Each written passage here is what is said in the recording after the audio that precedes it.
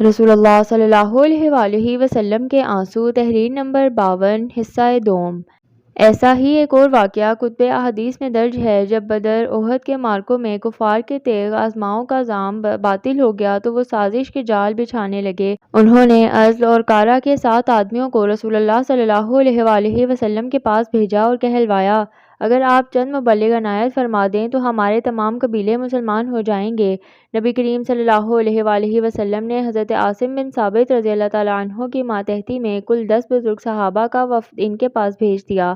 ایک گھاٹی میں کفار کے 200 مسلح جوان مسلمانوں کے تبلیغی وفد کا انتظار کر رہے تھے۔ جب مبلغین اسلام یہاں پہنچے تو یہاں کفار کی تلواروں نے ان کا استقبال کیا۔ مسلمان اگرچہ اشاعت قرآن کے لیے گھروں سے نکلے تھے مگر تلواروں سے مسلح تھے۔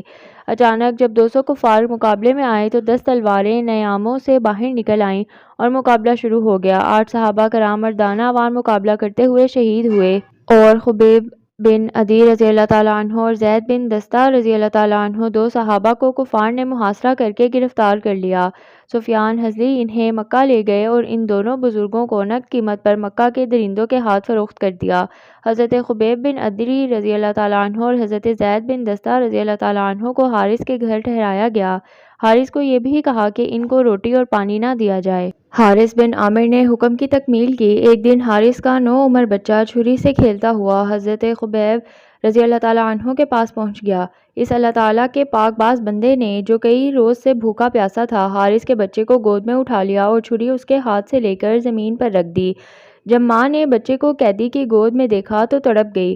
حضرت خبیب رضی اللہ تعالیٰ عنہ نے عورت کی تکلیف محسوس کی تو فرمایا، بی بی تم فکر نہ کرو، میں بچے کو ذبح نہیں کروں گا، مسلمان ظلم نہیں کیا کرتے۔ یہ فرما کر بچے کو چھوڑ دیا۔ معصوم بچہ اٹھا اور دوڑ کر ماں سے لپٹ گیا۔ قریش نے چند روز بعد پھانسی دینے کا اعلان کر دیا۔ کھلے میدان میں ایک ستون نصب تھا اور یہ اپنی بے بسی پر خون کے آنسو رو رہا تھا۔ اس کے چاروں طرف بے شمار آدمی ہتھیار سنبھالے کھڑے تھے۔ بعض تلواریں چمکا رہے تھے، بعض نیزے تان رہے تھے، بعض کمان میں تیر رکھ کر سیدھے تان کر کھڑے ہو گئے تھے۔ جب یہ مجاہد پورے وقار کے ساتھ مجمع میں تشریف لائے اور انہیں سلیب کے نیچے کھڑا کر دیا گیا تو ایک شخص نے انہیں مخاطب کیا اور کہا، خبیب رضی اللہ تعالیٰ عنہ، ہم تمہاری مصیبت سے درد مند ہیں، اگر اب بھی اسلام چھوڑ دو تو تمہاری جان بخشی ہو سکتی ہے۔ حضرت خبیب رضی اللہ تعالیٰ عنہ خطاب کرنے والے کی طرف متوجہ ہوئے اور فرمایا، جب اسلام ہی باقی نہ رہا تو جان بچانے سے کیا فائدہ؟ اس جواب پر مجمع ساکت ہو گیا اور لوگ دم بخود ہو گئے۔ آخر کہا گیا، خبیب کوئی آرزو ہے تو بیان کرو۔ حضرت خبیب رضی اللہ تعالیٰ عنہ نے فرمایا، کوئی آرزو نہیں، صرف 2 رکعت نماز ادا کر لینے دو۔ لوگوں نے کہا، اجازت ہے۔ آپ جلدی سے فارغ ہو گئے کہ کہیں کفار یہ نہ سمجھے محمد کا ساتھی موت سے ڈر کر لمبے لمبے سجدے کر رہا ہے۔ نماز سے فارغ ہو کر حضرت خبیب رضی اللہ تعالیٰ عنہ سلیب کے نیچے کھڑے ہو گئے۔ ہر طرف سے تلواروں، نیزوں اور پتھروں کی بارش شروع ہو گئی۔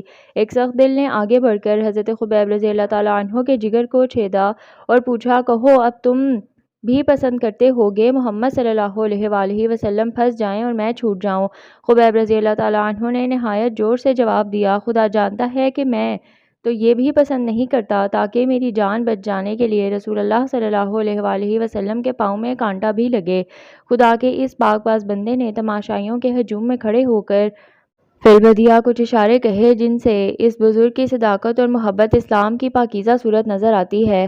آخر میں یہ دعا کی، اے اللہ، ہم نے تیرے رسول اللہ صلی اللہ علیہ وآلہ وسلم کے احکام ان لوگوں کو پہنچا دیے، اب تو اپنے رسول کو ہمارے حال کی اور ان کے کرتوتوں کی خبر فرما دے۔